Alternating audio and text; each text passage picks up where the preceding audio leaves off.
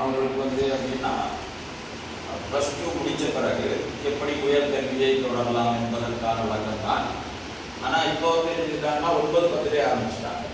ஏன் 9-10 ஆரம்பிக்கிறாங்க அப்படின்னா இந்த பிள்ளைங்களுக்கு என்னென்ன கோர்சஸ் இருக்குது அப்படிங்கிறது தெரியும். ஆனால் ப்ளஸ் டூ முடித்த பிறகு தான் பிஏ எல்லாம் படிக்க போக முடியும் அப்படிங்கிறது எல்லாருக்கும் தெரியும். ஆனால் 9-10 இந்த பிள்ளைங்க என்னென்ன கோர்சஸ் இருக்குது அப்படின்னு தெரிஞ்சுக்கிட்டாங்கன்னா அவங்க மனசுக்குள்ள நான் இன்னவா இப்போ ஆகணும், பைலட் ஆகணும், அல்லது இப்படி ஒரு என்ஜினியர் ஆகணும், அல்லது ஒரு சயின்டிஸ்ட் ஆகணும், அல்லது ஒரு லாயர் ஆகணும், அல்லது ஒரு டாக்டர் ஆகணும் அப்படின்ட்டு அவன் தன்னுடைய முடிவை மாற்றி, அதாவது எப்பவுமே இந்த படிப்புல ஒரு ரகசியம் என்னன்னா ஒரு இலக்கை நிர்ணயித்து விட்டு அந்த இலக்கை நோக்கி பயணம் செய்தால் கண்டிப்பாக வெற்றி அடையலாம். அதுதான் மிக முக்கியமான விஷயம்.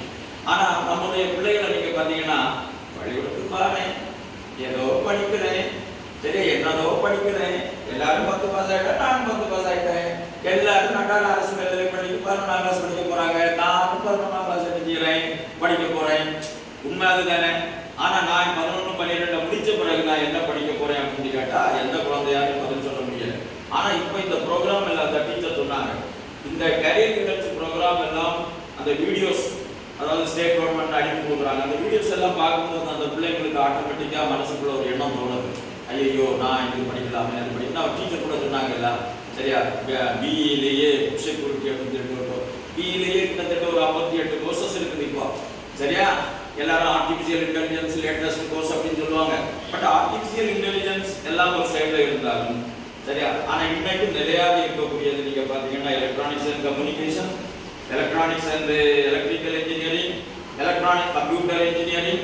ஏன்னா எல்லாத்துலேயுமே ஆர்டிஃபிஷியல் இன்டெலிஜென்ஸ் ஒரு பார்ட்டாக வந்துருப்போம். எனவே அந்த 3 கோர்ஸ் 3-4 கோர்ஸ் ஒரு நாளும் என்ன செய்யாது, அடிப்படாது. அதாவது electronics and communication engineering, mechanical, electronics and instrumentation engineering, electronics and இது தனியா, அதாவது இப்போ அதுலேயே ஒன்று கொண்டு வந்துருக்காங்க, டுவல் டிகிரி மெக்கட்ரானிக்ஸ், மெக்கட்ரானிக்ஸ் ஒன்று கொண்டு வந்துருக்கிறாங்க. அதாவது மெக்கானிக்கல் இன்ஜினியரிங் எலக்ட்ரானிக் இன்ஜினியரிங் சேர்ந்தது, சரி, மெக்கட்ரானிக்ஸ் அப்படின்னு கொண்டு வராங்க. அது ஏற்கனவே இருக்குது. சரி, அந்த கோர்சஸ் இன்னைக்குமே நிலையா இருக்கு. ஆனால் இப்போ புதுசா நிறைய கோர்சஸ் வருது. பட் அது எல்லாமே இன்னைக்கு எலக்ட்ரானிக்ஸ் அண்ட் கம்யூனிகேஷன் முடிச்சுட்டு அல்லது எலக்ட்ரானிக்ஸ் அண்ட் இன்ஸ்ட்ருமெண்டேஷன் முடிச்சுட்டு எம்இ பண்ணும்போது ஒரு ஸ்பெஷல் கோர்ஸ் என்ன செய்யலாம், பண்ணலாம், அப்படியெல்லாம் பண்றாங்க. அதில் முக்கியமான இது என்னன்னா, அதாவது இப்போ ஜேஇக்கு அப்ளை பண்ணணும். நம்ம பிள்ளைங்கள்ட்ட கேட்டா நீங்க எத்தனை பேர் ஜேஇக்கு அப்ளை பண்றீங்க? இப்ப அரசாங்கம் நம்ம பள்ளிக்கூடத்துக்கு 3 பேரை ஒதுக்கீடு பண்ணாங்க. 3 பேர் கண்டிப்பா ஜேஇ எழுதி தான் ஆகணும் அப்படின்னு சொல்லிட்டு உடனே ஏன் அரசாங்கம் 900 ரூபாய் ஃபீஸ் கட்டுறோம், ஃபீஸை கொடுக்குது ஃப்ரீ. ஜேஇ என்ட்ரன்ஸ் எக்ஸாம் எழுதுறதுக்கு 900 ரூபாய் ஃப்ரீயா கொடுக்குது. அப்போ அப்ளை பண்ணிட்டு அதுக்கான ரெசிப்டை கொண்டு வந்தாங்கன்னா ஹெச்எம் சாருக்கு அக்கௌண்ட்டுக்கு 3 பேருக்கு காசு வந்துடும். கொஞ்ச நாள் கழிச்சு அவர் எடுத்து கொடுக்குறாங்க. அப்படின்னு சொன்ன பிறகு அவங்க 3 பேர் அப்ளை பண்றாங்க. அப்போ அவங்களுக்கு என்ன இல்லை, ஒரு நம்பிக்கை இல்லை, நான் ஜேஇயை கிளியர் பண்ணுவேனா அப்படிங்கிற நம்பிக்கை இல்லை. அதுக்கு காரணம் என்ன? அதாவது எல்லாத்துக்குமே நீங்க தெரிஞ்சு வச்சுக்கணும், எப்போ இந்த பிள்ளைகள் படிக்க தொடங்கணும் அப்படின்னா 6ஆம் வகுப்புல இருந்தே படிக்க தொடங்கணும். 6ஆம் வகுப்புல இருந்தே ஜேஇக்கு ப்ரிப்பேர் பண்ண தொடங்கணும். 6ஆம் வகுப்புல இருந்தே நீட்டுக்கு ப்ரிப்பேர் பண்ண தொடங்கணும்.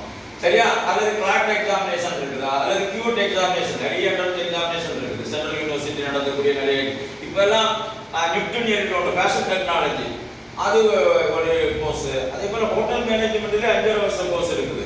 சரியா, பிஇல 5 வருஷ கோர்ஸே இருக்குது ஹோட்டல் மேனேஜ்மெண்ட்ல. அதெல்லாம் படிச்சாச்சுன்னா அப்ராட் எல்லாம் ஒரு நாள் ஒரு ட்ரைனிங்ல ஒரு டீச்சர் சொன்னாங்க, ஃப்ளைட்ல போகும்போதும் ஹோட்டல் மேனேஜ்மெண்ட்டுக்கு வேலை உண்டு.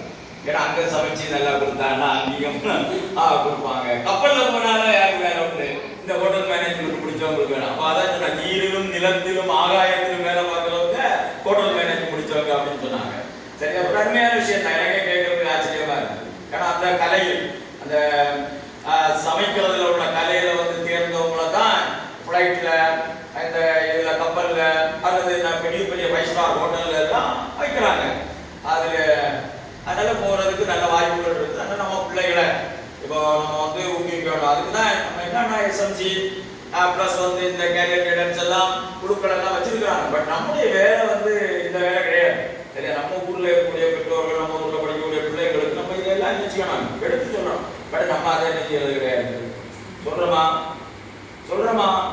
சொல்ல. ஆனா நம்ம சொல்லணும், நமக்கு தெரிஞ்ச பிள்ளைகள், வேண்டப்பட்ட பிள்ளைகள், அக்கம் பக்கத்தில் உள்ள பிள்ளைகள் உங்க பிள்ளை என்ன படிக்கிறான் சும்மா விசாரிக்கும் என்ன படிக்கிறான் எங்க படிக்கிறான் என்ன கோர்ஸ் படிக்கிறான். இப்போ நீங்க பாத்தீங்கன்னா பிள்ளைங்கிட்ட ஸ்ட்ரெஸ் பண்ணணும், நீ என்ஜினியரிங் போறியா